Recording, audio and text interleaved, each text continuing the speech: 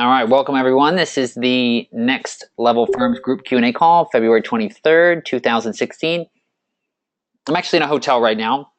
Internet's a wee bit sketchy, so if we have any problems, bear with me, but I think we should be fine. No major updates or announcements today, so let's just get right into Q&A. For anybody that is new this week, basically how these calls go is at the beginning, I'll do any updates or announcements to the program, and then after that, we'll jump right into questions. And if you're in a place where you want to be unmuted, just say, hey, I have a question. Or, if there's babies crying in the background, we're in a Starbucks or something like that, just go ahead and type your question into the chat, and I will do my best to answer it. So without further ado, let's get into a little bit of Q&A. If anybody has any questions, just let me know in the chat. Okay, so the first one is Candy is saying, what do you think about charging for an initial consultation? I do a very thorough consultation that provides a lot of info. I would not do that. The reason I wouldn't do that, yeah, Pam says she can't hear. I think everybody else can hear Pam. Obviously, she can't hear me even saying that, but she's going to log back in, so that's good. Yeah, I don't recommend charging for the initial consultation. I know some people do that, but I just don't think you need to. I think Candy, specifically in your situation with some of the stuff we've talked about, with just the fact that you're increasing your fees, if you did 5 consultations and now changed your fees to the way we've already been doing them, and you've already gotten clients into the new fee structure, and you did 5 consultations for free instead of 1 paid, you're going to make more money anyway, because the time of the consultations, that's not really where people lose all their time. Meeting with potential clients, that's the best thing you can do. Where people lose their time is when they underbid themselves and end up doing a bunch of work. So what about a credit if they sign on? Yeah, I know people do that all the time. That's typically how they do it is, oh, we're going to charge you for the consultation and then we'll credit it. But it's kind of like making it, I find it to be it's like almost all about the money. Unless you just have literally an onslaught. And even then, I have an onslaught of people that want to work with me, but I still don't charge them. So yeah, if you do have an onslaught and you want to do, really, I think if you wanted to do it, I wouldn't do it as a charging them and then doing it as a credit. I would do it as a fully refundable. If they decide not to move forward, then you just refund them. But the reason you do it is just to weed people out. That's how I would do it. I wouldn't charge them. I would just make it a fully refundable deposit. And then if we decide not to move forward, why? Because I want them to know, look, I don't care about the money. This is about our relationship, and this is about protecting my time. Because that's really what you're trying to do, is protect your time there. You're not going to make money off consultation, charges. And so if it's about keeping your time, doing a fully refundable deposit will deter just as many people. But for the people that you do meet, it'll be like, hey, it's not about the money. It's just to make sure we're both seriously considering this and coming to the table. But I still wouldn't even recommend that. I just think I'd rather not do like a $200 consultation fee or a $500 consultation fee and just get $5,000 from the client if it's a good fit. Or $2,000 a month or $1,500 a month or whatever the situation is. If it's tax planning, tax compliance, accounting, financial coaching, whatever it is, I just want to see if I just nail this meeting, just dig into their freaking life and business, just totally figure out all the problems. What's the maximum I can squeeze out of this based on the value I can create for them? And yeah, it's, people have a real emotional feeling about money, and paying before they even get a chance to. That being said, I go really aggressive in another way, right? Because I always say, if you leave the call without a fully refundable deposit or payment, then you've lost the client. So I'm not like saying we shouldn't be aggressive with them. But I think, look, if you're asking for a payment up front before you do anything, I think that's way more aggressive than asking for a fully refundable deposit or getting started payment after an hour-long consultation or a 30-minute even consultation. I think that's fairly light compared to getting a payment that they can't refund in the beginning. I think that's just, I personally think that that's too aggressive. And like I said, I just don't think you're ever really going to get rich off of, consultation charges. It's about protecting time. So yeah, that's my thoughts on it. That's how I would recommend people do it. But I think I have one other person that does that, and she credits it against it. But that's because she has like an onslaught of people. And so when you do have an onslaught of people, yeah, doing something like that can make sense. Okay. Let me see here. Christina says, can't talk. Meeting with 2 tax clients this evening. What's the best way to raise my prices? a little to be closer to that price point, to the price point. Yeah, well, the biggest thing is there anything we can do to reorganize their life or their business to reduce their taxable liability? That's the first thing. And I think we talked a little bit about this. I know you've already been thinking about this because I've seen you post in the group. Every year when you look at a tax client, you got to come back and say, has anything changed in their life, personal and or business, the way they're running their business or living their life that could reduce taxes compared to what we did last year, and or preparing for 2017. And if there is, then we could charge a separate tax planning fee. But just increasing the fees, I think like one of the challenges is like increasing the fees just because you like a lot of people will get to a point with their practice where they've figured out how to charge more and they're like, holy crap, I've got all these clients that I'm not charging enough. And they'll go back to their existing clients. They'll literally like almost double the fees. And they don't even care if half of them leave because they'll make the same, they'll have half the clients. And if that's what you want to do, you totally can do that. And then, a lot of times people, they won't even give a reason. They won't even meet with them all one-on-one. They'll just send out a letter. And you'll find you'll keep anywhere from 50 to 70% of the clients most of the time. So it almost always works. So you can't do that. But if you're already going to meet with them and spend time with them, I would try to see, is there another way that we could reorganize their life or their business to save them more and get more on the tax planning side? And like if we have to change entity structure or if it's a more complicated return, then we also charge more for the compliance on an ongoing basis. And you can make that case to them where net on net, they're still going to be saving more. That's the best way to do it. But if you can't do that, then you just have to say, yep, at this point with my practice, I would love to keep working with you guys. I think it's been a great experience. I think I'm keeping your tax liability as low as possible. But for this year and where I'm at with my practice, the fee is going to be bam. And if you're happy with losing it and having them walk away, go for it. But yeah, you want to try for the value first and make it about them, not about you.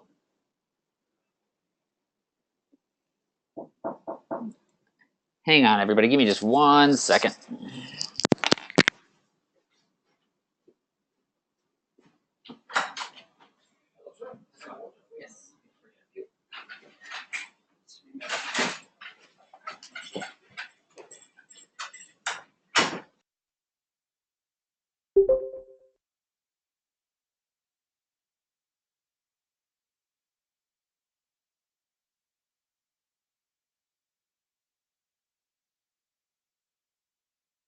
Okay, sorry about that, everybody.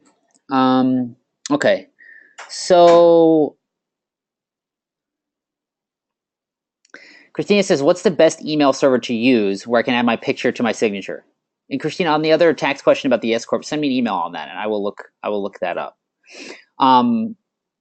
In regards to that, we use Woodpecker. So in week 4, in terms of getting in touch with clients or in terms of just general client management, general client management, Gmail, I just think is the best platform. Like it's so easy. I think it's $5 a month per account. It's basically free. Everybody uses it. It integrates with almost all the apps. So if you ever want to use something for your business, it's great. A lot of people use Outlook and that's fine. But I think Gmail for business is definitely the best. And then in terms of the stuff that we do for getting clients, in week 4 using LinkedIn, we put our photo in there too, and picture. But you can do that in Gmail as well. All right, Juliana, whenever you are ready,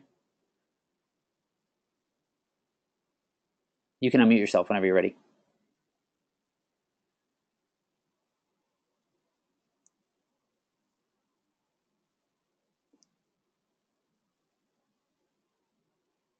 All right, I'm not sure Juliana is still on here. Let's shoot her a message on here. Try to unmute you. Okay, now we've got Tina. Tina said, I'm going to bring this out real quick so everybody can see the question.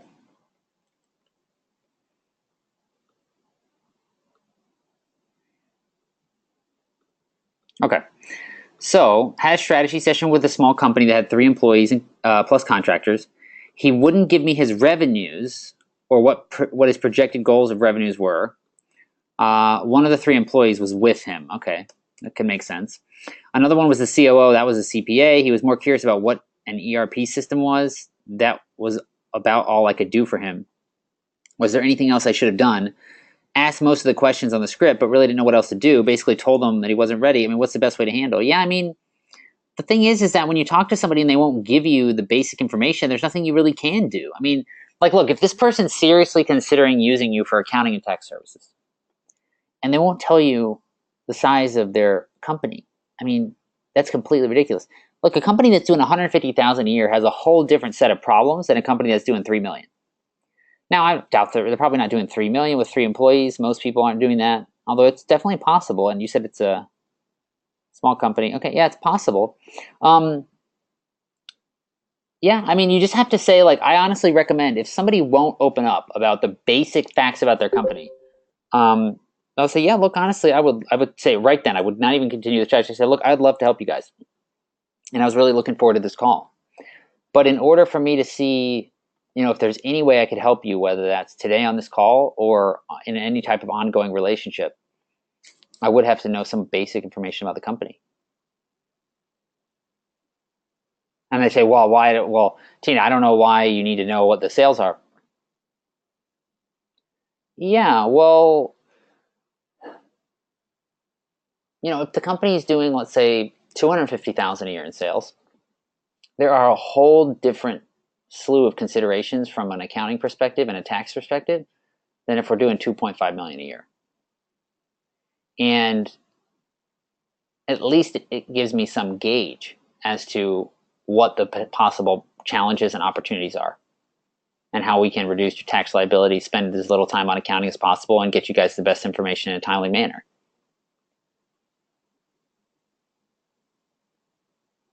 And then don't continue the whole call, because it's impossible. It's like going to the doctor and be like, yeah, doc, I got this big bruise on my side and it's like kind of bleeding and it's like blue. And then the doctor's like, okay, cool, we'll take off your shirt. And you're like, really, doc, I'm not comfortable with that. I'm really not comfortable with that. But if I can get some pain medication, that'd be great, right? what is that person doing there? Imagine someone goes to the doctor and they have a huge gaping wound in their chest and they won't take off their shirt because they're embarrassed.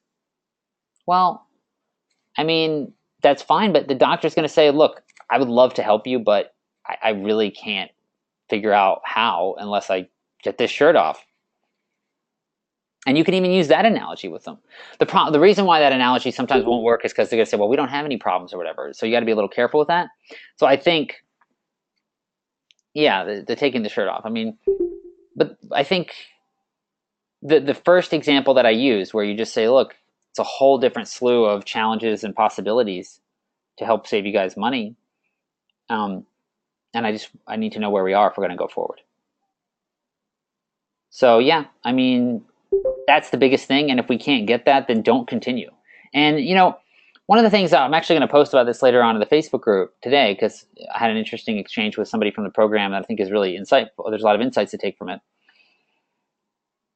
People respect people that have standards. They really just do. And when you tell someone that you have standards for the way that you do business, like wealthy people, successful people have standards. They don't just do whatever other people want them to do. And when you have standards, successful people, wealthy people, they want to be around you because they realize that you have standards. They also have standards. They want people work with people that are high level, high end, that have standards. And that's a great question. Yeah. James says, and I'm not sure, was this a contractor? Small company? Yeah, if it was a contractor, then we could say, yeah, well, look, it's kind of like you kind of giving a bid on a job without really figuring out how big the land is or like how big the building is, or, are there any zoning that we need to consider? Is this a skyscraper or are we talking about a townhouse? And then you want to know how would I organize this project? And I don't even know if we're a skyscraper or a townhouse at this point, or a skyscraper or a backyard shack. But, and I get that the employee's there, but I mean, come on, if this is the COO of the company, I mean, the COO of the company doesn't know the total sales, yeah, then the whole thing is just all screwed up. It's just kind of silly. So, yeah, Juliana, I think you should be unmuted on my side if you want to try to unmute now. It looks like you're back. And then if anybody else has any questions, just let me know in the chat. I am back. Can you hear me? Hey, how's it going? I'm good. How are you? Good. So, you know, the client that I had told you about that has like a $32 million company. It's actually several companies. It's like five companies within one, pretty much. Hmm. Um, and so that, he wanted me to do like several things and this and that. So we've gone back and forth, and finally he has come to the table and said that he definitely wants me to do the tax planning for all the companies and to help him set up a budget for like the two main companies and do a monthly comparison, budget to actual, and give him the like the ARAP, cash on hand, that type of financials every month. I'm guessing with explanations and things like that. So um, what and let me tell you this, they have a current provider that does pretty much everything for them. Like they file taxes for them, they do their payroll, including benefits, 401k, etc. They do their invoicing, they do their compilation every 4 months, etc. Apparently they pay a bunch of money to these people, and what they eventually want to do is, and I think what they eventually want to do is to do away with them and just have me do everything. But for now, they don't want to jump into, everything with me, not knowing, my standards, etc. So my point with all of this is I'm having a bit of trouble pricing this because they're not like, I'm not taking on any job that the other company is not doing. I'm just offering them something That's new that perfect. they're not receiving. Honestly, that's perfect. And honestly, most Okay. people, like a lot of people, I generally recommend people take on the detailed level work as well, just because I think you will make a lot more. But a lot of people Right. only do these type of engagements, which is really almost like outsourced CFO, no bookkeeping, Right. right? So there's a Right. bookkeeper on Pretty staff, or much. there's another company that's a bookkeeper, and there's Mm-hmm. another CPA that's doing the tax preparation. But in terms of Mm-hmm. the actual value areas where there's the ability to reduce the tax liability, or there's the ability to better understand the business, to make better decisions, increase margins, that's the outsourced CFO role, which is really what you're kind of going to be in, right? That's Pretty perfect. much. Yeah. Honestly, Yeah. it's great. Like you'll do the least work and you'll make the most money of all the other people involved. So that's a good thing. Right. Right. Right. And so I'm having a meeting with them next week, next Wednesday, to give them like pretty much like a proposal, pretty much written down what I'm going to be offering and that kind of stuff, which I don't have a problem with that. And basically, like you said, I'm going to kind of word it where they understand that my job right now is kind of like a CFO. That's the kind of service that I'm providing, so that they understand, like the I guess the level of the work that I'm going to be doing.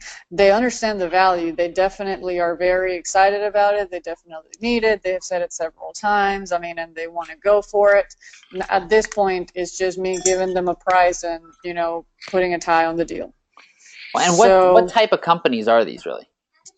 they are construction companies, civil construction companies. So several of the different companies do different functions, right? But it's all within construction, and but it's civil construction, so it's big construction. Like they and some of it goes into like they will buy and purchase and sell like rocks, and they will purchase dirt from their lands that they own, and they will develop lands and et cetera, et cetera. It's all within construction.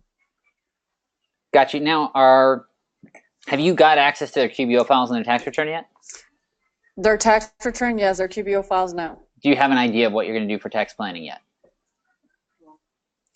For tax, see, that's also what I was going to ask you about. Like, should I break out the fees, or should I just give them one fee for the CFO thing, and this is all that it includes? No, you got to break the fees out. There's two separate engagements here. There's one, which is a one-time tax planning.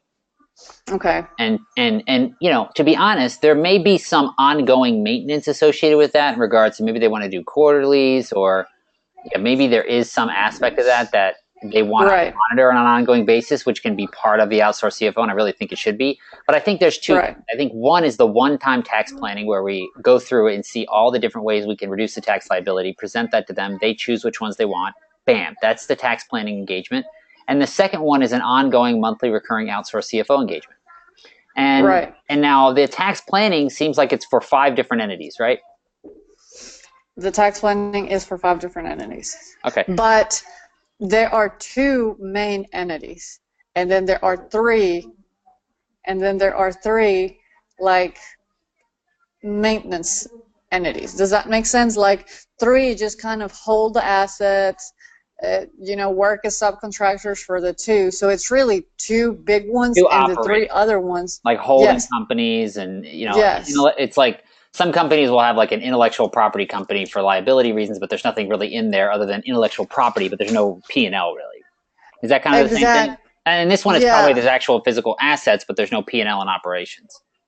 Right, exactly. And so they're trying to integrate some kind of P&L. And actually, in one of them, and the smallest one is the one, because all of the other ones involve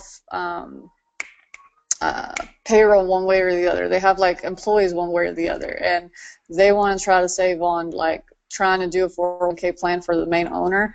And the thing about it is, he can do that, but he won't be able to do the 25% match unless he matches 25% of all the other employees. You know what I mean? I think that's the deal. So I'm trying to do it in the littler company. So there are some tax. What I'm saying is there are some tax planning that the other little companies do need, but in general, the big companies are the ones that are going to have like the most tax planning. Yep, makes sense. Well, and they're going to have the most outsourced CFO, but I think Yes, it's mainly going to be on those 2, and then it's really just Yes. how do those play in that we can use them to our advantage to reduce the taxable liability. But it's really just 2 companies at this point, and there's just 3. Correct. There's just 5 entities, 2 real companies. Correct. Okay, makes sense. And those 2 main companies are where pretty much all of the 32 million in sales are, right? Yeah. Yeah. And do you know what he did pre-tax income last year? 30 income or revenue. Pre-tax income. I want to say like 5 million, because 2.5 came down to him. And is it just him, or are there multiple people? As partners. How many partners? But the one that I'm dealing with is him. Gotcha. He's the main owner. Yes. How many partners? 2. Are you tax planning for both or just him? For both. Okay. Yeah, I mean, and have you gone through and looked at what you would do and how much you think you could save them? Yeah, I think I could save them a lot, just mainly because the current tax providers that they have are very, very strict on them. So there are simple things like taking advantage of things that they're not taking advantage of right now, because the tax preparers right now are like, no, you can't deduct, like they have a hunting camp strictly for their clients, strictly to bring their clients over there, which would fall under entertainment, right? And they bring it's like $100,000 in expenses every single year from them bringing their clients over there, and they're like, no, you can't do that. It's like, okay, that type of thing, like already that's 50,000 that you could deduct from the bottom line. Then meals, some other things that they're not like putting right in the books. It's another thing that it's easy to do, but there are also other things that we could implement, but it just kind of depends on how much they want to save and how much, because they're also no, and I don't care about what they choose to do. Like, because when you think so, this is an important point. When you're doing the tax planning, it's not about what they choose to do. It's about if you present them everything they can do. Because I have several. Yeah, because if you present them with like 8 options, and you're like, yep, if you do these 8 things, you'll save $370,000 in taxes a year. Yeah. And they're like, well, that's fine, but I only really want to do 6, and so I'm only going to save $200. That's on them. Right. And the reason why this is important is because, and whenever you could create your fee, I want it to be based on the number that we think we could get to them. Not the number that they're eventually going to choose. Okay. because the purpose of the tax plan isn't to do the return, it's just to see what is the best way for them to structure to pay the least in taxes. There's so many reasons why they don't want to do certain things. Some people don't want to put money in retirement because they want to keep it for themselves, but that's fine. So what I want to do is you don't need to be 100%, but in this situation, Right. I would probably say I doubt that I would do less than 15,000 for the tax plan, just because this is such a massive company that they're not going to care about the 15,000. They just want to know that it works. And I Okay. think this is going to be as much of a learning opportunity for you as it is a money making opportunity. You're probably going Yeah. to be a very profitable engagement, probably even at 15,000. But I think Hmm. 15,000 would be amazing, and you can just say, "Look, I know I'm going to be able to save at least 75,000 or whatever you feel comfortable saving." It's really going to probably be a lot more, but Right. I want to make sure I do my due diligence. It's going to take me some time, and so Right. the tax planning engagement will probably be 15,000. I think that's fair at this stage of the game where Okay. you're at, and for this type of a thing. Um, Okay. and then the second thing is on the monthly accounting, or on the monthly CFO work. I think, yeah, I mean, so they want you to basically help them, like, do they want this information? It's in two different companies, and they want this to be put together in one company, or do they want to compare it across the two, or do they not have job costing and they want job costing, or what's this extent of the scope? So they do want job costing, but that's not included in what they wanted me to do. So they mainly want to see budget to actual, prepare a budget, and give them ARAP and cash on hand for now. But I am going to offer them, like these are the kind of things, that we could do in the future, like job costing and that, things like that.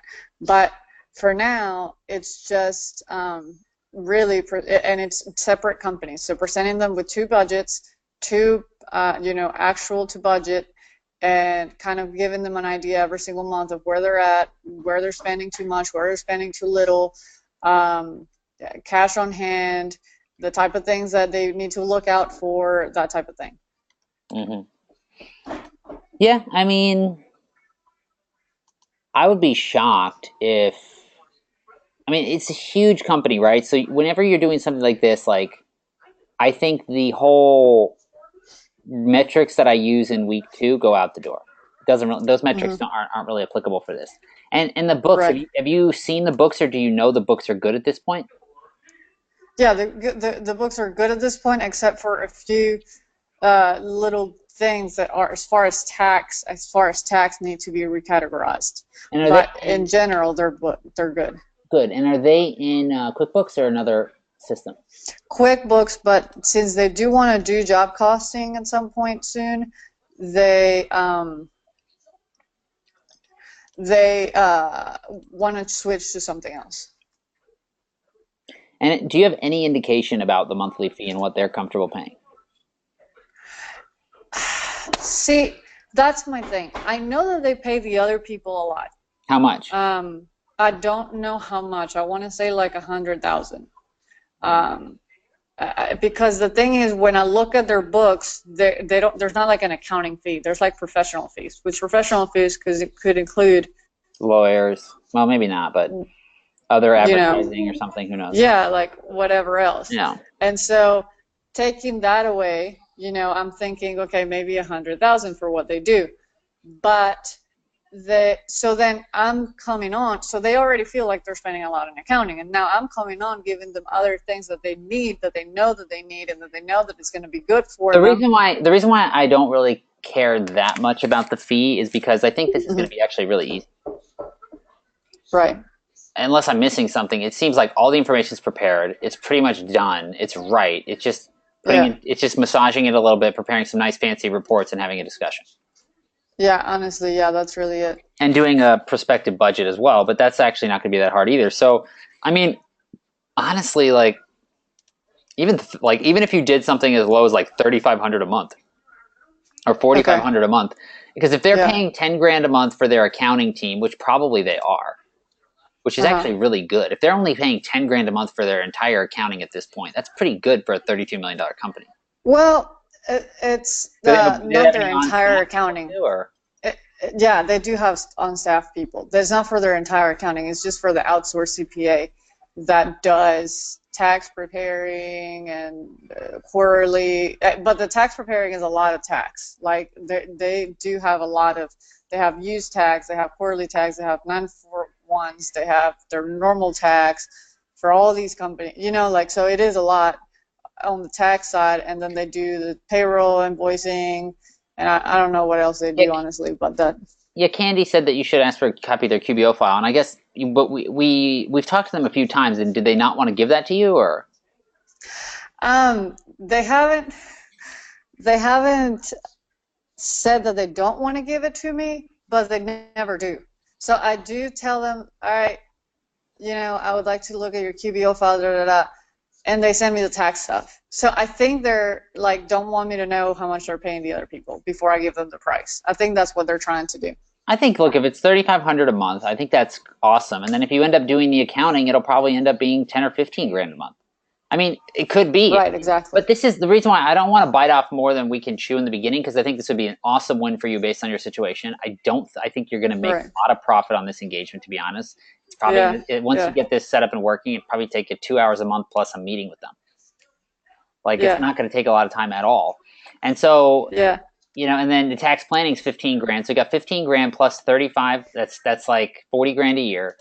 And then boom, you know. So I think if we could do that, that'd be great. And yeah, I mean, and with the $3,500 a month, just what you want to emphasize there is that, well, look, here's the thing is, I was actually thinking about charging, you know, more, but really, you know, because I'm going to be losing a little bit on this, to be honest, like, but because I have to do a lot of work to get this set up in the beginning and make sure that we're all happy with it, we're all understanding it, but I plan on making that back in the long run. So even though I will lose some time in the first few months, I'm more than happy to do that. But this is really what I think is fair based on the amount of work I'll have to do to get this thing going. Right. And then if you can figure out also, like, if they got that information, how much more money would they make? I mean, how much more would they go back and charge their vendors? That's the best way to do it. I'm not sure that we have it at that point because we haven't even got the QBO file to kind of figure things out. But and it's a big company, but I think it's not that hard when you have a company that does 32 million a year in sales, 5 million pre-tax income. I mean, if somebody sneezes, it's 100 grand. I know, right? So it's so easy. Like, it's not. It has nothing to do with the price. It's just all about the value. Especially with these guys. Yes. It could be 10 grand a month if we found something in the QuickBooks file that's going to save them 40 grand a month, but I don't know. Right. So I think, yeah, I mean, look, 3,500 isn't huge. It's small for this big of a company, but I think what the scope is so basic. Yeah. I think it's good. Cool. Yeah, I think in that range, and if you do happen to get the QBO file, you can reassess, but I think go for that and make sure before you leave, get them to make a decision. Say, well, look, I mean, does this sound like something that you guys want to do? Right. Okay, I will do that. And don't leave without a check-in call, or preferably leave with a decision and a kickoff call. Well, they did give me $1,000 already. Yeah. Just to look at their stuff as a deposit. Refundable or not? It's really not. We never talked about whether it was refundable or not, but it's really not. I never told them that it was, but I did tell them that it would go towards their price if they ended up wanting to do it. These guys are smart. That's why they have a big company, because, see, they don't even care. They're just like, $1,000 for someone to just look at what might work is totally worth it. Right. I think, try to get the decision, and if you charge them on their card. They actually did an ACH on my QuickBooks thing. Like, I send them a QuickBooks invoice, and they just kind of ACH the money. Okay, so they are in control of the payment, though? No, from you can now draw on. Their account? Right, from now on, it won't be. Like, part of it will be that I will draw from their account monthly, but just this one time it was. Okay, good. Well, and you already have access to draw on their account if you want? Yeah. Okay, so what you want to do in the meeting is you just want to say, okay, well, do we agree on this? And say, okay, great. Well, and if they're like, yeah, let's do it, then you want to get commitments right then and there. You say, okay, great. Well, really, next steps are, I do want to get the QBO file. I think we should set up a kickoff call for next week, just for 30 minutes to kind of walk through next steps. And I will also get you guys an invoice over, and I will go ahead and get the tax planning and the first month charge today. Right. And if Okay. they say yes, you charge 15 grand and you charge the first month of 3,500 that day. Okay. That would be great. Yeah. So I mean, if they have a problem, obviously got to deal with objections and everything. Uh, But when you're in person with someone, you're there, mhm. you're handling objections. They make the Mhm. commitment. You tell them specifically what you're going to charge, what the next steps are, and then you charge that Mhm. same day. There's no thinking about it after that. It's just done. We made a decision. We paid. We've got a kickoff call. We're taking the next step. Exactly. Right, right. Okay. All Cool. right. Thank you. Congrats. That was it. Thank you so much. Absolutely. Yeah, knock it out of the All park. Let me right. know how it goes. All right, I will. All right, cool. All right, bye.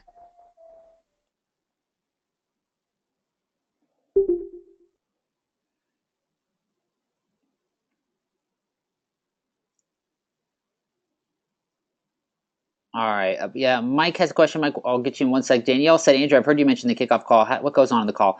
Yeah, I mean, really, look, the kickoff call is like, I mean, if you have a really small client or something like that, it's not a big deal. You don't have to do a kickoff call. But if someone's about to drop 15,000 plus 3,500 a month, you just want to do a 30-minute call with them to really go over open items and next steps and timeline. Like, okay, in this case, how long, like, is there any other information now that we're engaged? Because, right, in the beginning, she's not doing the work. She's just looking to see what she might be able to do. Once she starts doing the work, there's going to be open items. There's going to be further questions that she's going to need on the tax planning side to figure out the absolute best way to structure all these entities. And then in terms of the budget, like she might need information about the different entities. She might need information about some of the expenses that she's been looking at and how to categorize them or recategorize them.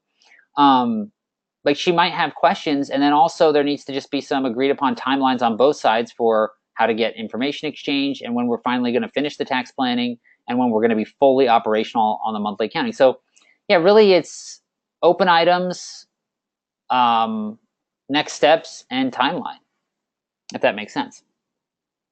You don't need to do it on micro clients, but the thing is, if you just charge someone 15 grand and then you don't have a next step, they're just like, what did I really pay for? You know, you go off in the darkness and you're working tirelessly, but all they notice is that they're missing $15,000 and there's no next step. So there's got to be clear next steps for, especially for large clients, so they don't have a freak out. Yeah. Okay, so Mike, you can unmute yourself whenever you're ready. All right. Hey, Andrew, can you hear me? How's it going, man? Going good, going good. So I've been doing the LinkedIn, the reach out connections with the profile views, and that's coming on pretty nice. I've got my first strategy call later today, and I've got a question about that. This person he owns a physical therapy company, and once we connected, he reached out to me, said, "Hey, Mike, I'm always curious on how to increase my fees," and then he went on to say the reasons why he couldn't because of blah blah blah. The max he can make from a client is maybe $3,000 a month or something like that if it was um, a workers' comp kind of client. So one of my questions is, I've got a couple of questions, but is there anything that maybe I'm not seeing on how to help him increase profits or charge like a coaching fee or private client kind of thing? Because it seems to me as a physical therapist he's always wanting to fix things um, instead Well, of yeah, I hey, mean, to be honest, like I really have no idea, but I could share some thoughts on kind of how I would look at a situation like that. But I've never really worked with physical therapists on this type of a problem. But I think just from what I know about business and thinking about it, I mean, if a physical therapist wants to reassess his pricing, I mean, there's really only two ways to do it. It's going to be to work in sort of more of a group format where he can charge the same, but instead of having one person in 1 hour on his calendar, he's got 3 to 5 or 10, whether that's in person or online. So it's instead of a one, like you have 1 hour slot, instead of a one person paying, it's 5 people paying, right? So that's one way to do it. Um, yeah, and then the other thing is to, I think, sell other products or services. So for example, like, is he helping people with nutrition? And if he's helping with people with nutrition, like, that's separate from physical therapy. So if he's helping people with nutrition, maybe that should be a separate package or a separate program or a separate fee. Yeah, yeah, and that's what I thought about too. If there's other things that, I went to his website and looked at everything, and there's nothing really I see that talks about nutrition or, how to get in amazing shape in 12 weeks and Well, it's not coordinate about that. that. It's not about that even. Like a lot of times people, not necessarily about like a normal fitness person, but like diet plays a huge role, I think, in recovery. Um, Hmm.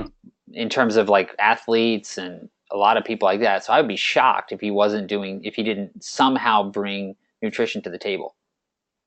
Yeah. But the question is he So, just including that, or does he have a whole plan that he's like including? This happens a lot of times to people that do fitness training and stuff like that, or have a gym. Like they're doing a gym, and everybody at the gym has a membership, and then they just get all this nutritional stuff for free, rather than packaging that up and selling it as a separate thing. So yeah, I mean, I've never worked with physical therapists in any way, but that's probably the two ways I would think about it. And, yeah. and the key is that when you go through this, don't try to sell him on the idea. Ask him a bunch of Hmm. questions to figure out what he's doing, what he's charging, how many people he works with, how much he makes a week, how much he makes a month, how much he makes per hour. Has he done groups? Has he not? How many different programs is he doing? What's the structure of those? Like one, just getting an understanding of his business, and then it can become obvious what he could do based on what Hmm. he says, not based on what you think. Right, right. That's the biggest Yeah, distinction. People try to go into these meetings sometimes and try to tell them about cool ideas that you have. He didn't care about that. You kind of want to right. ask him questions to where he's sort of like, wow, you led me down a road where I never realized I was making such a big mistake. Hmm. Hmm. Yeah, just go in there as a curious and ask questions and see if a problem arises that we can solve. I love how he Okay. said that too, that the maximum he can make is 3,000 a month. I mean, that's pretty crazy. I mean, you think Michael Jordan's physical therapist makes 3 grand a month? I don't think so. Uh, So it's just Right. people have all these stories about why they're not successful, and they're all lies, but they just cling on to them, and they just. I mean, I'm sure the guy is right in some ways. They're always like partial truths, but there's always way to do. There always ways to do more. Yeah, yeah, yeah. His thinking is definitely limited. I saw that. I was like, wow, he's just telling me how he's limited, and I know there's no limits. Um, One of my other questions is, so right now, you have a program and it's pretty set and people can come in and do that. But when you're dealing with people like this and I don't have, how do you transition from working one-on-one into working into groups? Now I have two other clients that I'm coaching, and this is my third. Well, I don't have a third yet, but when I get one, it'll be my third.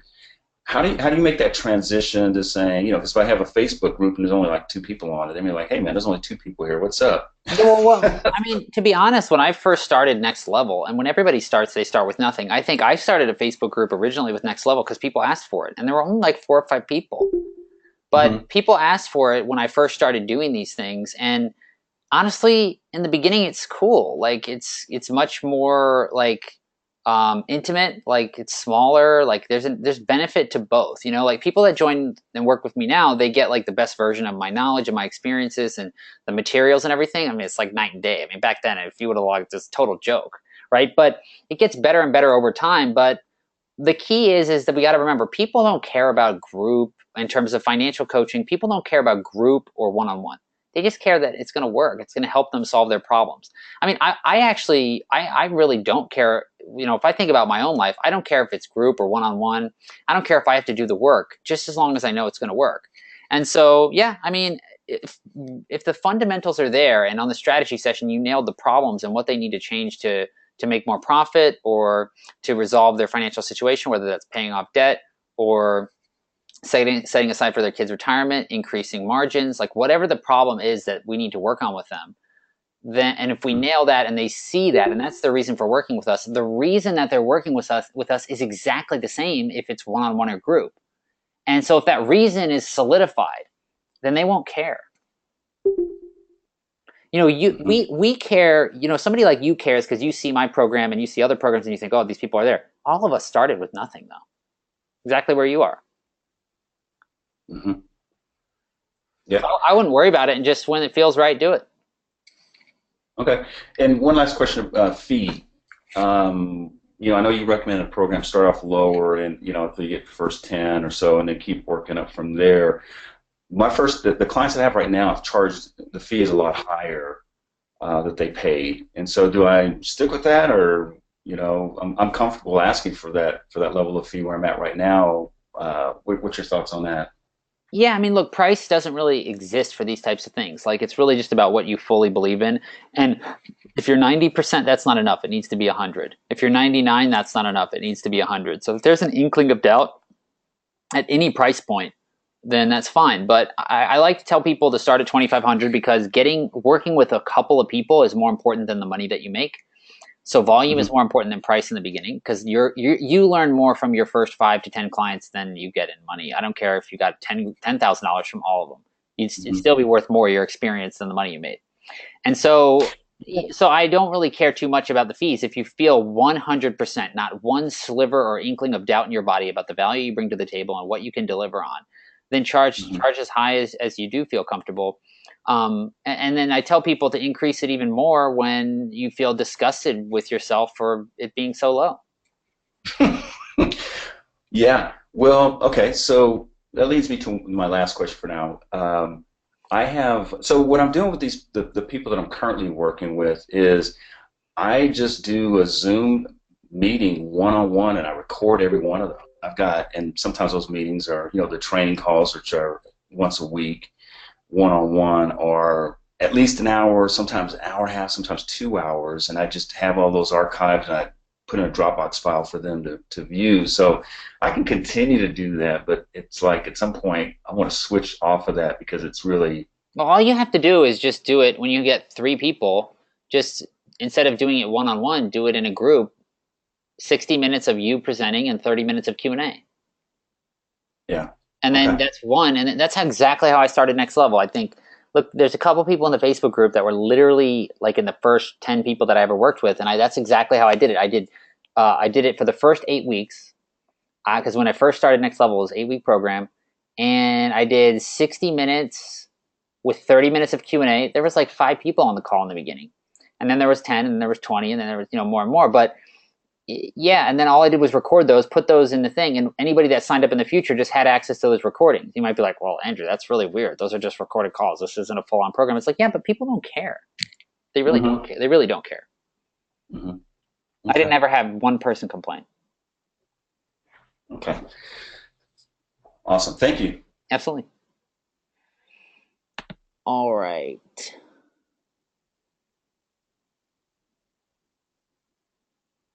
Yeah, Tanya brought up a good point, I think, for Juliana, that they might not know how to get you the QBO file. It's true. It can happen. Or the accountant might not want to give it up, or, there's a variety of reasons. But yeah, um, hopefully we are able to get that before we meet them next time. Let's see here. Haley, you are unmuted on my side whenever you are ready. I did see your email, and I will get a chance to respond to that today. I was thinking a little bit Okay. about it, but yeah. What's up? How's it going? Yes. Thank you. Pretty good. I apologize if my baby starts making noise, but so I have a question about LinkedIn. Really having trouble tracking accurately, I think, because of the new user interface. From my understanding, there's no way to go back and see like where the people are you invited. I mean, you can see who you've invited, but it's not broken down by day. So Yeah, you can see it. I'm really, You should be you able to can? see it. Yeah, let me see here.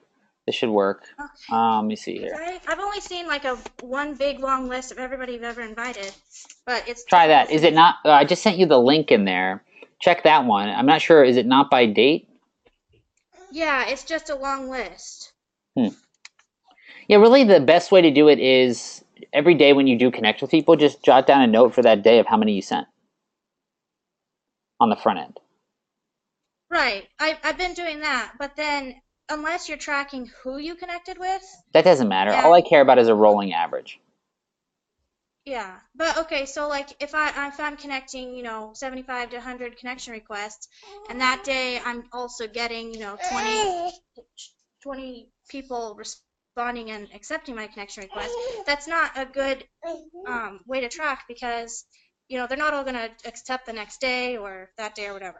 You know what But I'm that's saying? yeah, but the thing is I don't really care about when they're from. All I care about is a rolling average. So like for example, like let's say the first week you go in, and that's why it kind of avalanches. This is what I talk about. So like week 1, let's say we connect with like 300 people and like only 75 accept, right? And then week Mhm. 2, we connect with 300 people and 125 accept. We say, well, why is that? It's like, well, some of the 125 are from week 1.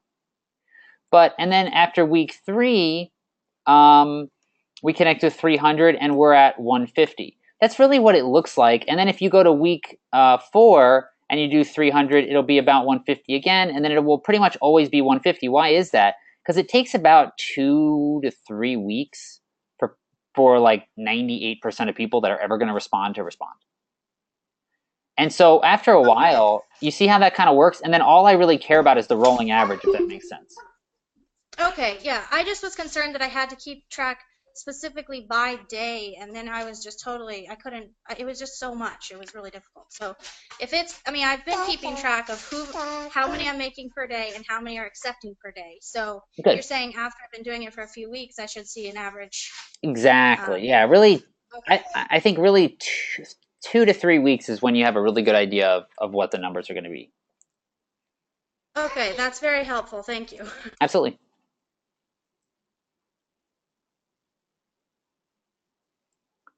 Yeah, Doug posted another link in there. You could try that one too. See if that works. Yeah, I'll check those out. All right.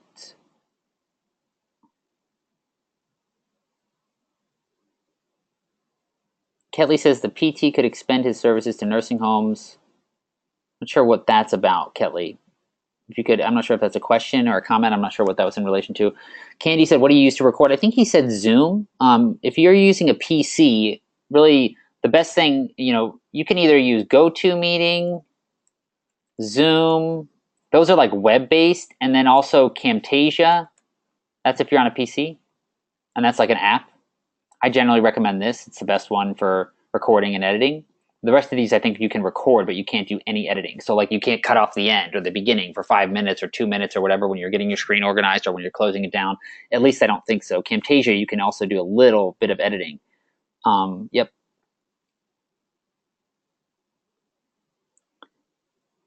Let's see here.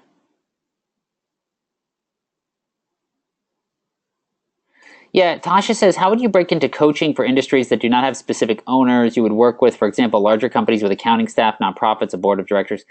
You see, the thing is that coaching, it doesn't really work in the same way for physical therapists, Ketley was saying. Yeah, Mike, so go back and look at Ketley's comment.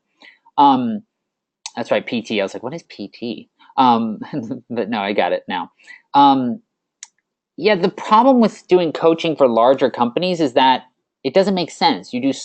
Larger companies just want the service mostly. I mean, that's not 100% true. Like sometimes larger companies will, but it's not going to be the majority of your market.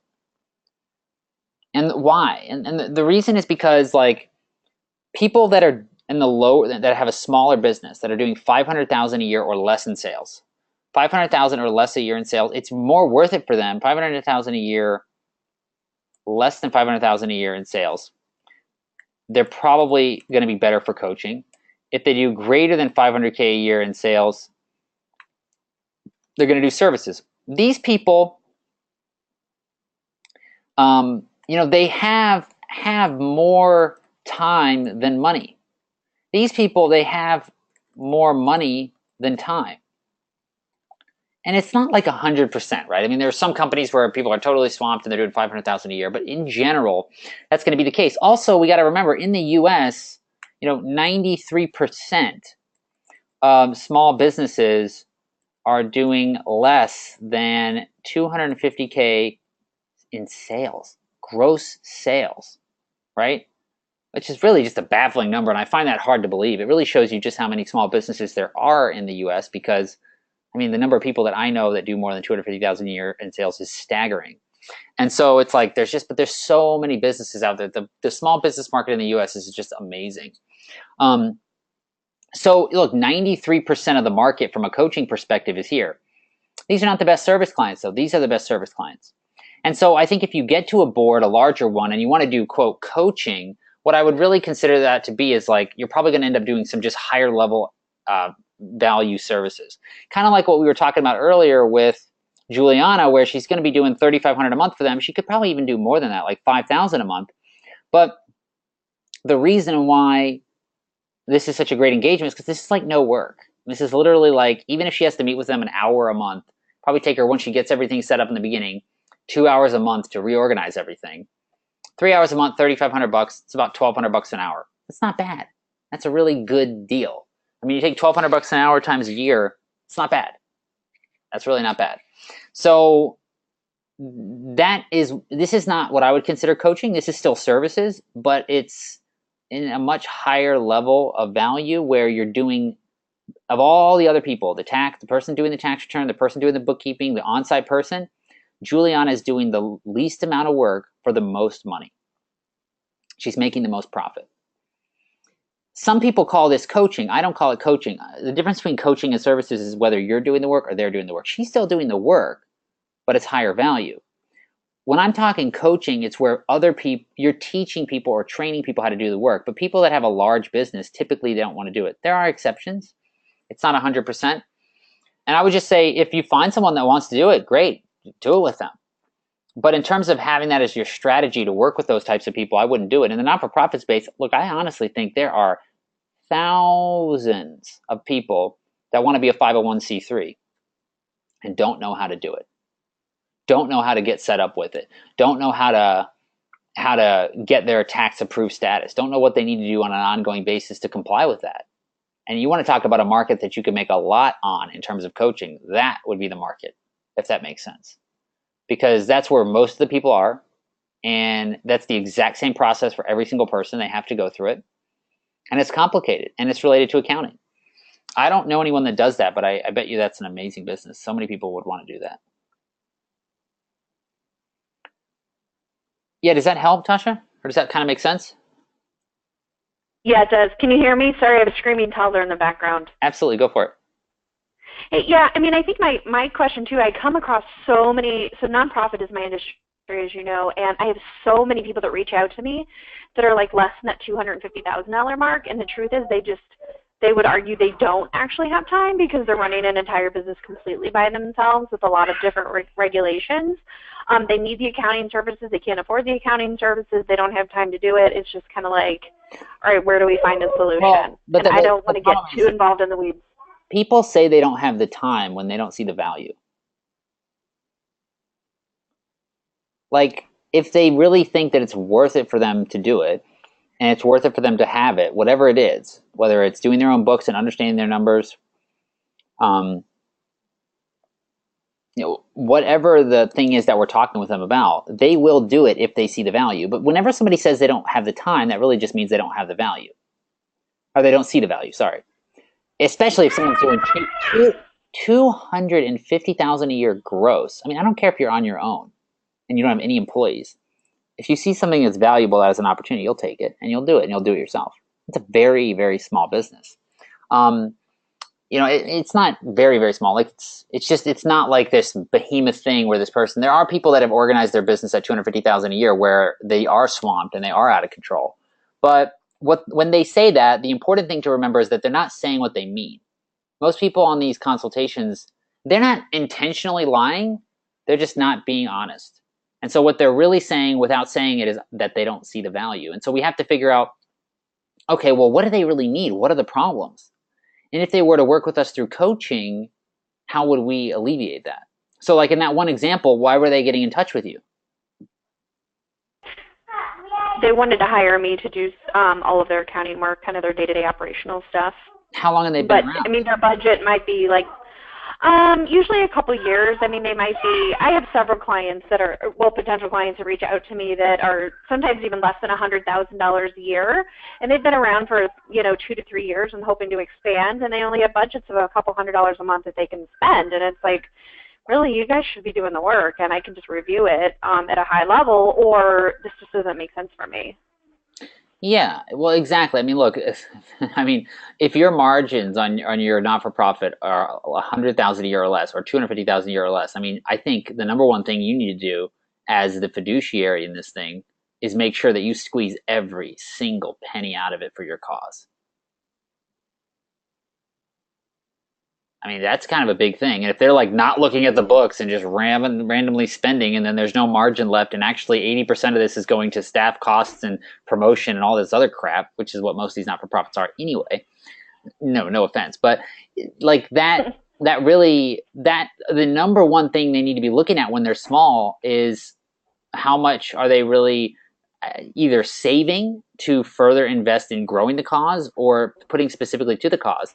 And it seems like if they only have a few $100s a month and they want somebody else to do it, it's like that's just another thing that is taking money off the business. That's just such a sign that they're not really ready to make it real. Like if you're doing $100,000 a year and you want somebody else to do your bookkeeping, I mean, you might as well just give up now. And I wouldn't say that to them, I guess, but like seriously, $100,000 a year, like it's like to not do your own books, I think would be crazy. But I think the biggest thing in their mind, I would kind of go at it from the heartfelt angle of like, look, I mean, at this stage, when you guys are really early on, we need to make sure we're squeezing every single dollar out of this. And if you're not looking at your transactions line by line, how are you really knowing that? Like, how are we really getting down to that? But yeah, I mean, these are the kind of people where you're better off either you either do the coaching or you're better off just forgetting about them because there's absolutely no way to make it work otherwise. Yeah, I agree. But I was thinking about the stage before that. It was what I was mentioning earlier. I'm curious. I mean, have you ever worked with someone at the very beginning to get approved 501c3? Have you gone through that with them? I have. I just helped a startup with all of that process probably within the last 6 months. I'm doing it. The acquaintance of mine, I did it on a pro bono basis, honestly, as a learning opportunity for myself, just an educational piece. And I've just been staying on with them from a consulting standpoint, and I've drummed up some more business from referrals from them. And at some point, they're growing pretty rapidly, and they are going to be paying me for my services come next year, but we're actually doing a barter. It's a long story, Andrew, but it's a bartering system. He is a marketing exec that decided to start a nonprofit, so he's going to do all my marketing and branding for my own business, and I helped him with startup costs, which saved him tremendous amounts of money to not have an attorney do it. Mm-hmm. Gotcha. Yeah, well, that's the thing is, I mean, if you charge somebody like $5,000 or $4,000 or $6,000 to go through and help them get 501c3, I think that would be amazing for the starters. So there are ways to work with people that are just getting started on either that or on the financial coaching, but if they won't do it, you're better off just forgetting about them because there's just no way to help them. 100,000 a year gross sales or gross receipts on a not-for-profit, it's like there's nothing there really. It's not a business yet. It's just not really a business at that point, especially if they only have a couple $100 a month in net profit, like, or net income at the end of the day. There's just not much there.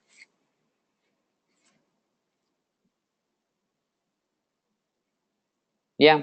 So that's the biggest thing. That goes for the for-profit side too. Like sometimes, we see these small companies and you really want to help, but you have to have boundaries. I just got such a great post I'm going to write later on today in the Facebook group about this because there's so many people that I hear out there, and I don't think, Tasha, you're saying this at all, so I'm not, this is kind of another thing I've been experiencing lately.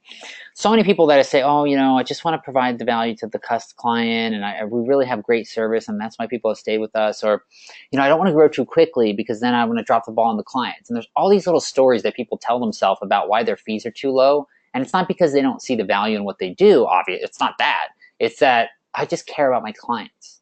And that's just such hogwash. And so I think you got to have boundaries. And like I said before, really successful people, people that make a lot of money, they have standards, they have boundaries, and they walk away. And good business owners want to work with people like that. And you'll attract an entirely different crop of people when you take that kind of an attitude and you don't just self-sacrifice for the struggle bunnies. And again, I don't think that's what Tasha was saying, but that is something I'm going to post about later on today in the Facebook group. But yeah, does anybody else have any questions for today? Raquel, okay. Yes, Raquel, you can unmute yourself whenever you are ready. Hi, Andrew. Hey, how's it going? Good. Okay, so I pinged you this morning. I was a little in my feelings when I did it at that time. I got a message from a client, repeat client, who I did a lot of tax planning work for, and I let them know that the cost of setting up, tax uh, advanced tax planning strategies through using different entities, would increase their operating costs. But I don't think that during that time when I created these plans for them a year and a half ago that they anticipated what I would consider reasonable costs for an S Corp, C Corp preparation. So this client has about 5 different tax returns that need to be done, and I charge them, I think it's coming up to about $4,000 for everything, including personal. And I gave them a 20% discount just for all of those taxes, but she emailed me and said that, she feels that price is too high and they want to shop around. And I guess I was feeling a little, at first I wanted to say, well, I saved you all this money and just try to prove my value. But at this point, I feel like I'm just going to be silent and let her go and shop around, because the reality is that even if she does go to another person and get a cheaper price, they don't really understand the complexity of their tax returns. I just need help in crafting my approach, when I respond to her. So the first thing is, so you did the tax planning with her last year? Yes. How Well, much did you charge? end of 2015. How much did I charge for the tax planning? Mm-hmm. I think it was like 5,000, And how much did you save her? about 40. And I would like to mention that this is a personal, this is a friend that I've been working with, and this is also the one who we had a maintenance plan last year, and she transitioned back to her previous bookkeeper. So insane, it's like friends should pay more. I pay my friends more than I pay anybody else, right? So it's like, that's just I hate when people, when friends are like that, I'm like, it's just such a, I'm going to get angry about this, because I just think, look, if for you, like, oh, it's friends, it's family, it's like, okay, good, so double the price. And when you pay them, you double the price on them too. Like, it's crazy that people say that sometimes. They're like, well, we're friends or whatever. I'm not saying she said that, but I think I would totally rewire my mindset when I think about friends to think that, well, they should pay more. Yeah, because they know the value. They know the value, Yeah. number one, and number two, they also are going to, frankly, just take more time in the working relationship because we're also friends. And also, it's just generosity. We're friends. Like, I want your business to succeed. You're helping me. The value is real. Yeah, typically, if I ever work with a friend, I make sure I pay them more or I tip them or something like that, and then I'll pay everything up front when I normally wouldn't. And yeah, but besides the point, I think I would definitely just try. And the only way to be able to do that is if you do it yourself, people will do it for you. But if you don't do it, and you expect your friends to kind of charge you less, then obviously you're going to get the same thing in return. But anyway, side note. Okay, so 5K, 40K, and then did you prep her work for 2015? Yes, but at that time, now just to let you know, most of these are new businesses. So like in 2014, she was working as a W-2 employee, and I encouraged her to go back and renegotiate to do 1099. So we shifted about 80,000 from a W-2 to a 1099. So a lot of these, so her tax return last year were a lot of Schedule Cs and just W-2s, and this year it's a lot different because we've implemented all the strategies. So how much did we charge last year on the compliance? I know I didn't charge enough, but I probably charged her $2,000 for the personal. They had a partnership return and some Schedule Cs. Okay, and then in the current year we didn't charge any tax planning, right? Right. And then compliance, you told her was going to be how much? Total, I think it was about $4,000, and after the 20% off, I think it was like maybe $3,500. Okay. And how many more business entities are there this year than last year? Just one? Oh no, last year there were no outside business entities, so there are 4. Wait, there was only a partnership, and now there are 2 additional S corps and 1 additional C corp.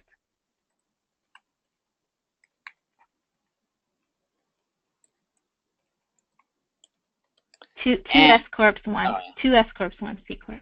Okay. 2 S corps, 1 C corp. Okay. So one question I have is like, how many years before working with you was she kind of earning at the level where she would have benefited from this? Like, how much did she lose? How many years back was she earning, or did she just get started?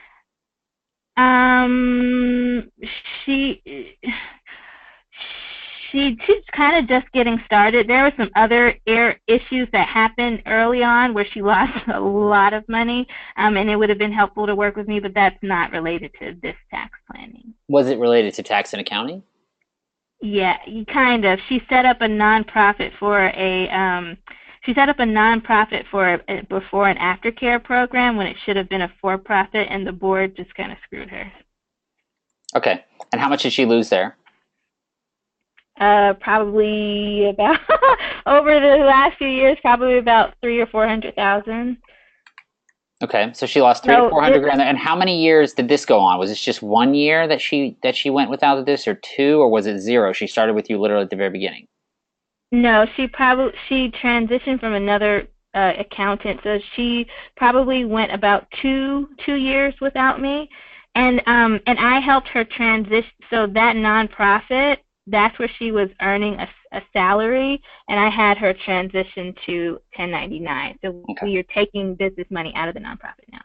Okay, so basically, and now does she kind of respect what you did for her in terms of the tax planning? She's grateful. She just wants to make sure the ongoing fees are more reasonable. I don't know if she understands the value because I know that she's in survival mode. You know, she's trying to run 5 businesses between her and her husband, and so I know that she's really stressed. So I don't know if it's the issue of not seeing my value, but I don't know how to continue communicating that on an ongoing basis without, giving up. I feel like I've gone over and above. One of the most powerful things to be able to do is to be able to walk away. But at the same time, you do want to kind of give a last hurrah on this. And I would say, listen, Susan, here's the thing, right? If we decide that we're not going to work together on an ongoing basis, that is totally fine. Like, the friendship is awesome and will still be intact, and I would love to keep working with you, and I think I could help you, and I think you guys have a lot of stuff going on, and a lot of things change year over year. And so I'd love to be there to make sure that you guys are good. I just want to make sure we're on the same page, though.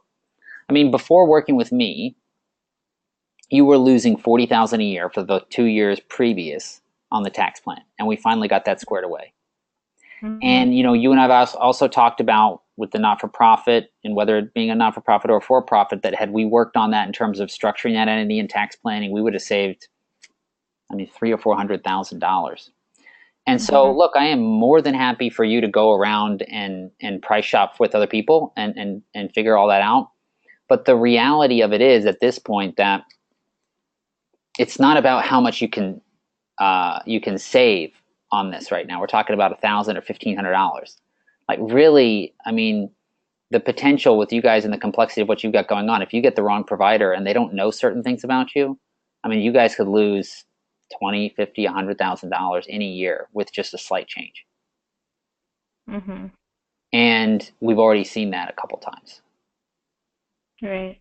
And so I'm more than happy to stick around and watch your back. To be honest, I think if you go look around, anybody that's honestly looking out for you and doing the work and not, basically committing malpractice would charge the same as me, if not more. For 2 S corps, a C corp, and in the personal return, that $3,500 is not a lot. I know. Lady's cuckoo for Cocoa Puffs. Like, she's going to get an H&R Block, like crazy in there trying to do this thing. So, yeah, I would just tell her, look, there is more to lose than there is to gain switching providers. Right. And we know that because before working with me, you were losing $40,000 a year, and we had a big hit on this other thing for $300,000. And I think that maybe, the way that I think is that if there was if I knew that I just could not afford the $4,000 and I really wanted to work with someone, I would probably ask them, how can we meet in the middle? But because she wants to shop around, I'm feeling that maybe she thinks or feels that the value is not there. I don't know. I can't speak for her. But the problem is with her is that but see, this is just a ridiculous way to look at it, though, because in her situation, she's by trying to not pay for this in the past, she lost $500,000. She might as well pay you $5,000 for the rest of her entire life. Go back in a time machine 3 years and just be like, yeah, I just pay Raquel $5,000 a year just for good graces, and she just saved more money than she did trying to do it on her own. Right. So I think in her situation, like she it's just not true that like there's $1,500. Like she's gonna have to pay something for the tax work, right? If it's $2,000 or Right. $3,500, and if she Right. could pay $2,000, she could pay $3,500. Right. Yeah. I mean, how much does she make, her and her husband? Well, the two businesses. So her husband just went full time. He grossed about 100,000, but he's a contractor, so I know he didn't. He netted about 30. And then so I guess together, this year they'll probably do, triple, double, triple, six figures. But because last year they were getting like two businesses off the ground, I think that they're probably cash flow. $200,000 to $300,000 pre-tax income? No, that was gross for last year. And so what was pre-tax income? There were some losses, so only two of the businesses was profitable. So the husband's business was about 30,000, but I don't think his books are right. I didn't do their books, and then their partnership was profitable by about 8,000. Yeah, basically, I see what the problem is. The real problem isn't even tax planning. The real problem is that they think they have 5 businesses, but really they have none. Like there's not. Wait, why do you say that? Well, they're not even a real business in any of these almost. I mean, they're not making any money. You got 5 companies and we're doing pre-tax income of how much? Pre-tax income. Yeah. Each business is pre-tax income is about 300,000. Oh, 300,000. So after all expenses. Yeah, I'm sorry. Yeah. Oh, well. Yeah, after all expenses. Got you. So then the problem is just personal life, and they're just not in control of themselves. They're acting like children. How can you have a 3,000? Look, median household income in the U.S. is $50,000. They make $300,000. And they can't spend $3,500 to do their tax returns. It's crazy. I'm sorry, that's their gross. Their gross is about 300,000. Their net was about 40,000. That's what okay, so now it's back to the original one. They don't have any businesses really. Yeah. They think they have 5 companies, but here's the thing. What's 40,000 divided by 5? That's 8,000. So if you've got 5 different companies netting 8,000 apiece, what these people need to do, and this is maybe like a outside of the normal purview or whatever, but this is like a friend to friend, heart to heart, and you could tell this to them as a provider as well, and as a potential financial coach. It's like, look, here's the thing: you guys they don't really have any business. They have 5 different companies that on average are netting less than $8,000 over the course of an entire year. Which, by the way, obviously now they're figuring out, geez, the compliance costs to have these companies are like a significant portion of our actual take-home pay.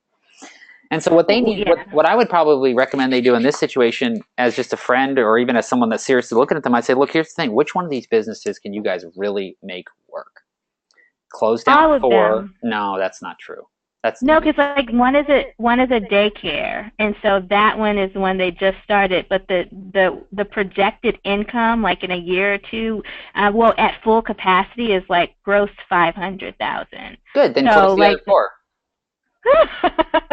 Yeah, and then the husband has his contracting business, and so he's I guess they're in building mode. So I know that they're strapped for cash, but they are saving.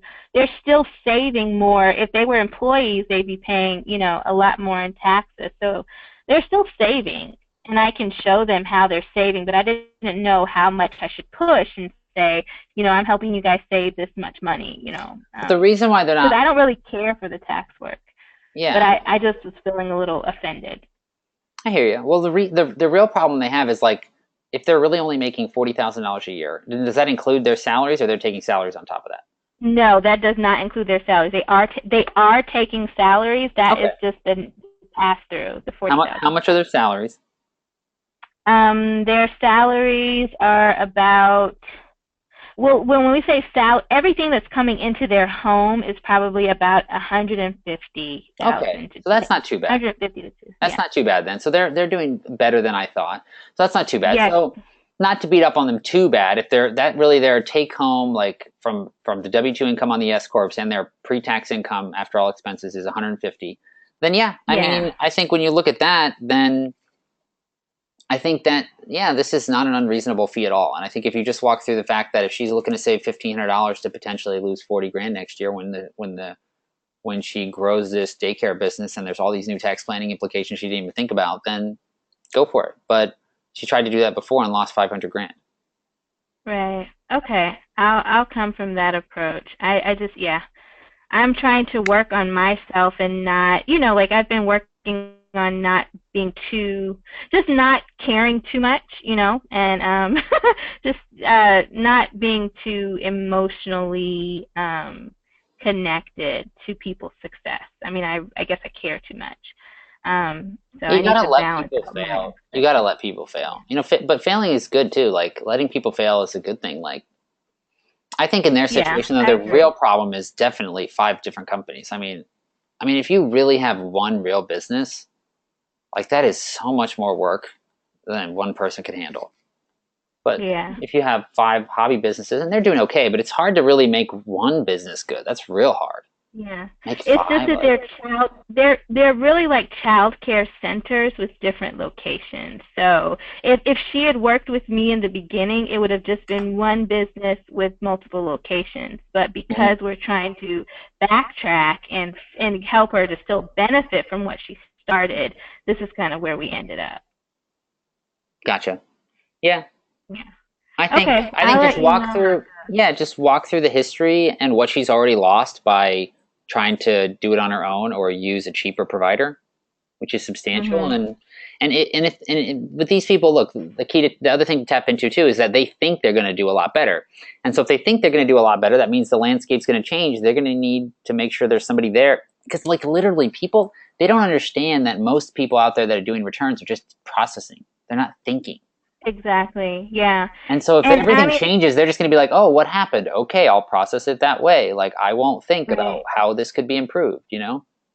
And now I don't have her on deposit or on a maintenance plan, and I'm still the one that's created her tax plan. So I know that there are going to be questions this year. So would you suggest that, if she calls me she doesn't really disrespect me as a friend, like we set up meetings and things like that. So she's not going to call me to ask a quick question, but I know she will need some kind of support. Do you think that I should put her on deposit in a situation like this? For next year? For this year, because deposit, like if she has questions about her tax plan. Oh. Well, about the tax plan from 2015? Well, because she's implemented the tax plan.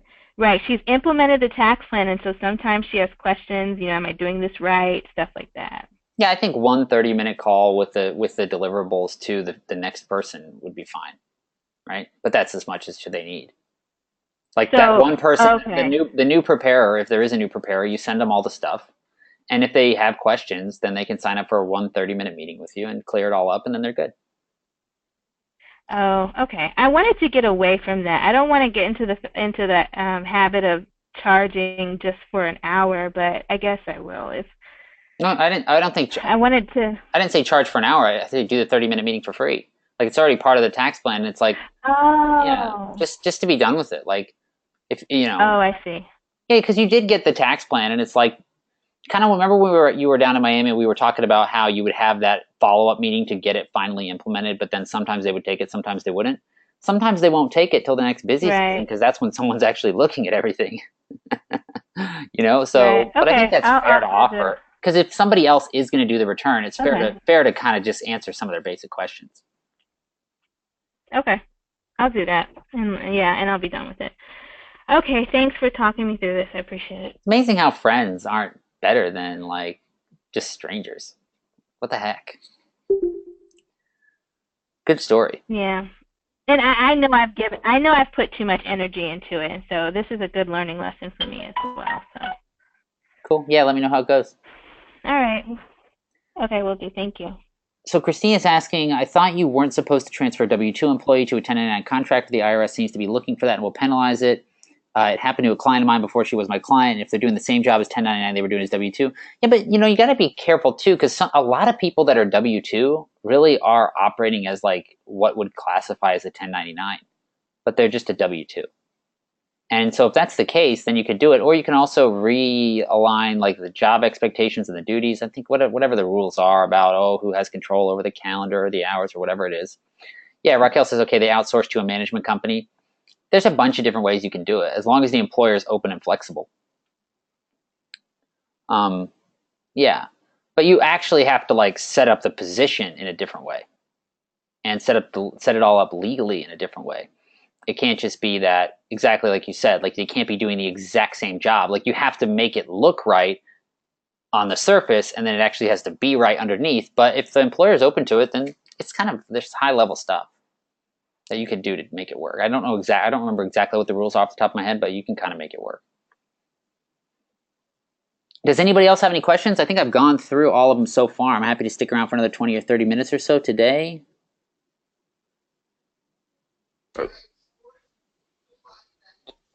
I actually have a question, Andrew. Sorry, I didn't hit the chat. No worries. This is Isaiah? Yeah, this is Isaiah. Hey, man. How's it going? Good. How are you? Good. So I got my first client recently, first larger client, but he is a couple years behind, and so we're having to go back and get records and things like that. He's a contractor, a stone contractor, and he hasn't kept very good records over time. And in our initial meeting, we agreed to I agreed to prepare his personal tax returns and his business returns to get him caught up, as well as perform research. But I didn't agree. We never really reached any terms with bookkeeping beyond the setup. And I'm trying to figure out how to deal with this meeting. We have a meeting, I'd say, in about an hour to really lay out the rest of the terms, gather more information that I need him to gather, and all that type of stuff. And I'm not sure how to approach the situation with this guy, because it was a bit of a challenge even going through the initial negotiation just to get to the point we are right now. Makes sense. So here's what I would ask. I know you might not even know some of the answers to these questions. Do you have an indication of how big he is in terms of annual sales? Based on my review of his prior year files, it looks like he should be anywhere between $500,000 and $750,000 a year. And how much time are we doing a cleanup for? What period? For his tax, I'm starting with 2011, 2 personal returns of 2011, and then 2013 until 16 is personal and business returns. So I have, I guess, in 2011 is personal? Yeah, 2011 I just have his personal, 2011 and 2012, but because he seemed to close the entity in 2010. But based on my review of his. What about 12? What about 2012? 2012, it doesn't look like he had much activity. He was injured during 11 and 12. Okay. Well, and when you said cleanup, are you meaning about the books as well, or just the tax work? I'm gonna my intention, and this is what I've laid out in the engagement letter, is to get him set up in the QuickBooks and to import his accounts. Okay, so he has no books for 2011 through 2016. No, he has no books, and we haven't agreed to who's going to do the books. So that's really 11, 12, 13, 14, 15, 16. That's 5 years minus 12, or 6 years minus 12, so that's 5 years. So 5 years at $6K per year. Why am I coming up with $6K a year? I'm going to be bent. Now, I'm guessing some of these years he did lower in sales, right? Like he wasn't always at 500 to 750.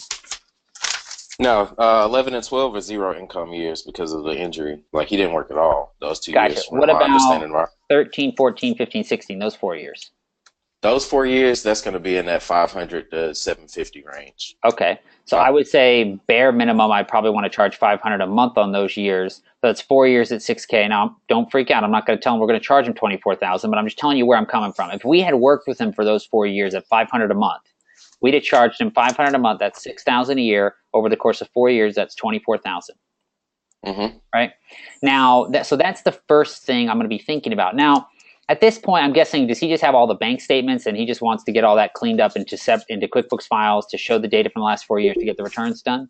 That's what's going to happen. Yes, he has bank statements, 1099s, and I'm still gathering more expense information because he has a lot of equipment and things like that. That he was just like, oh well, I bought this after 2010, so it's just like, okay, well I need more than that, man. So I'm working on gathering the rest of that information today. Yep. So normally the way I look at these cleanup things is like we got 4 years at $6,000 a year. That's $24,000. Well, we're doing a cleanup and it's like it's not quite the same. Obviously, there's a lot less. There's hopefully less work involved. It'll go quicker than if we were literally there every month in, month out, fully doing the file, fully documenting everything. So I typically like to take a 50% haircut on cleanup, which would still put us at $12K, which I'm feeling is going to be a problem for him. In terms of just the cleanup. So, but let's just let that linger there right now. Then on the ongoing, if he's doing $750 a year, I'm going to be thinking about $750 a month. And then for the personal and the business returns, yeah, I mean, how much were you planning on charging him for that? Or what in your mind have you been charging for this work in the past? What would you do going into this before talking with me? You know, this was my first job this large. I honestly, in the past, would not have pursued this type of client. He actually came to me through a referral. So it's just a matter of timing. So I really don't have an idea from a price perspective. I feel like I severely underpriced myself in the initial meeting, though. So let me tell you what we've agreed to initially. And I don't know, I'm almost in. Yeah, I have a strong feeling I'm undercharged. I'm embarrassed to even talk about it on this call. Let's see. So no worries, man. We're all here to do better. Okay, so we've agreed to doing those returns, set up, and let's see, 2 hours of training, and I'm charging him $3,900. He paid $1,500 up front, and then he's paying $2,400 upon receipt. Wait. So you already agreed to some of this? We've agreed to, yes, we've agreed to the tax returns and his setup, but we haven't agreed to bookkeeping at all. Like bookkeeping is just out there. Okay, so how much have you agreed to do the tax returns for? I've agreed to do the tax returns for $3,900. Okay, so that's about $1,000 a year, a little less. Okay, I mean, yeah. Okay, and so we're doing all this for the last few years for really like $3,900, and then you said the cleanup in the past, the cleanup and the setup you agreed to do for how much? $2,400? Yeah, I agreed to do the setup, but I haven't agreed to do like any cleanup, bookkeeping, or anything like that. Which we should have talked more about that before. But you kind of have to do that in order to even be able to do the tax work, right? That's true. So you got to be. This is where we got to be real clear in the beginning to break these things out, because it's impossible to do the tax work without the financials. So it's not a huge deal. Look, I mean, this is going to be underpriced on this side. I think where we're going to have to get it though, because we've already committed to the what I would have done before, right? Right now we know we've done $2,400 on the setup and the cleanup. It's going to be tough to get away from that. We've done $3,900 on the tax work. Look, that right there is $6,500. Ongoing a year, I want to do $750 a month. That's $9,000 a year plus ongoing tax work. So look, this is not going to be bad. Like this year, you will make probably $20,000 on this client. Right? So that's good in the next 12 months. That's not bad. It could have been better, but this guy probably also would be tough to pay a whole lot more than that, because I'm guessing he probably isn't excited about doing $20,000. But I mean, he's got himself into a real pickle. He knows, I'm sure, that this is all his fault, because this is ridiculous. But at the same time, he doesn't have a huge business, and $20,000 is a lot for him. But I think in the future, I probably would have tried to do at least 6 on that cleanup. Okay. I would have tried to do at least 6. Like I said, my normal math is 12, but I mean, I'm guessing you're probably going to breeze through some of these last few years because there's not going to be much there anyway. That's what I was thinking too. Yeah, I think so. It's like, what can you do? There's no documentation anyway. So you're going to do the best you can. You're going to breeze through it. And then on the returns, I was thinking like $1,000 a year for the business, and then $500 for the personal each year. Okay. Which would have been a little bit more, but not crazy. and then $750 a month ongoing. So I think right now, look, we've already given them the business. I think you just eat the cleanup at this point. It'll be a good client as long as we can get them on the $750 a month ongoing. And you want to say, look, I did all this and I gave this fee so low, assuming we were to do the ongoing. I was willing to eat that to get you up to speed and get this file in place.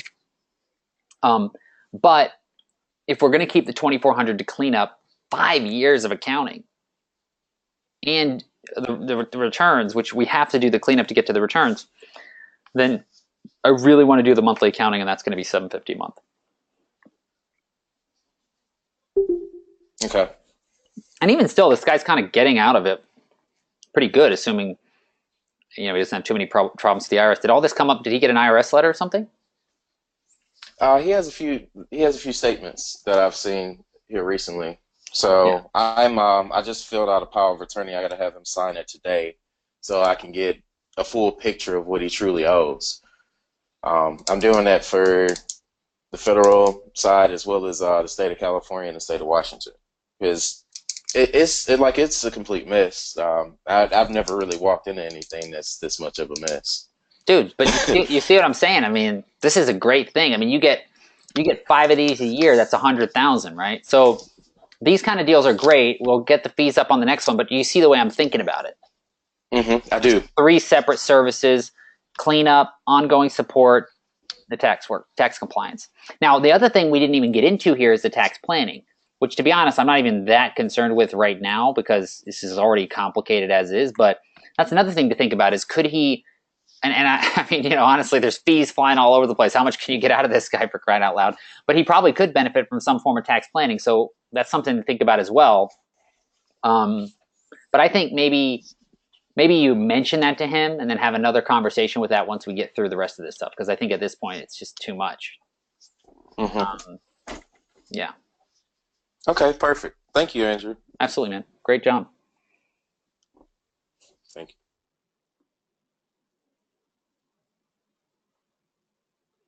Yeah, Haley said if you start charging a new client a certain amount and after working with them you realize that you underquoted them, how long before you wait till you increase your price? So every time you sign up a new client, like if you are not 100% bulletproof on the price, then you just need to say at the beginning, like, and look, I think this is what it's going to take, but I want to just make sure that I have the option to reassess after 60 or 90 days to make sure that everything's on track. Is that all right with you? And they say, yeah, that's fine. And that way, if you come back in 60 or 90 days, you can reassess. If you do not, like, if you say you're going to do anything at the beginning, you can do it at the end. But if you don't say it at the beginning and then you go and change it, you're in a bit of a tough pickle there. So if you're ever uncomfortable, the best way to solve that is to always qualify at the beginning, because then it's just part of the process. It's not like you're coming back on the deal. If you are in that situation, though, you have to sit down with them and say something. You have to sit down with them and walk through everything and say, look, I have really enjoyed working with you. I think this has been awesome. To be honest, I think we have a lot more to do together. And I want to talk a little bit about that today. But as it comes right now, I think the scope of our working together is just a lot bigger than I thought. And I wanted to see if we could discuss reassessing either the scope or the fees of the engagement at this point. And they'll say yes, and then just go into that with them and be honest and just say, I'd love to do it. I'd love to keep working with you, but I do need to kind of manage my boundaries. And Haley, if you're in the beginning stages like you are, I would wait. I mean, I think there's more to gain on new clients in your situation than there is going back and dealing with the existing one. So I would just focus on everything in front of you. And then once you're kind of like just kind of really annoyed by them because we've got another book and everything, then go back and really be quite aggressive with it. But I don't recommend increasing fees on existing clients until you'd be fine. I'm happy if they just leave. If you're worried and you would miss that income, you would miss that piece of sales even though it's low, then just wait and focus on getting better business and better clients, and then go back to them and be as aggressive as possible. Like, it's like you get the best deals when you can walk away. When you don't need people, that's when you always get the best people. It's really weird how it works, but that's just how it works. It's like that in dating too, you know? It's like that. It's like just like that in everything. If you don't need it, it's easy. It easily comes to you. Like the hardest time it is to make money is when you need it. But when you don't need it, it just flows in from every angle. That's why it's good to save when things go good, because you just never know when things might change, things might get tough, challenges might come up. So yeah, I would say for now, don't worry too much about it. Focus on growing and go back to them when the time is right.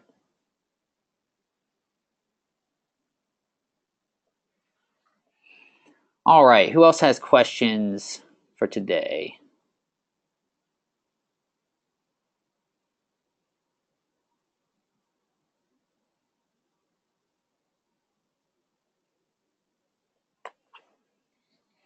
If anybody else has questions, just let me know in the chat.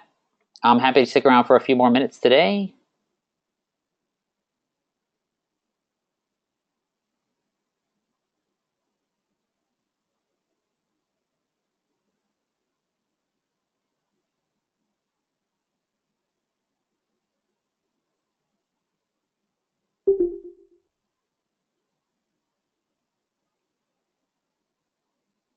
That's perfect, Lydia. I would love to see it.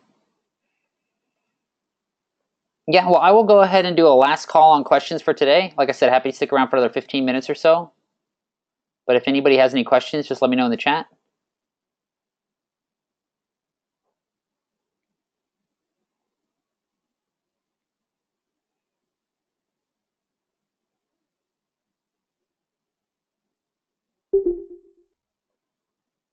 Okay, cool.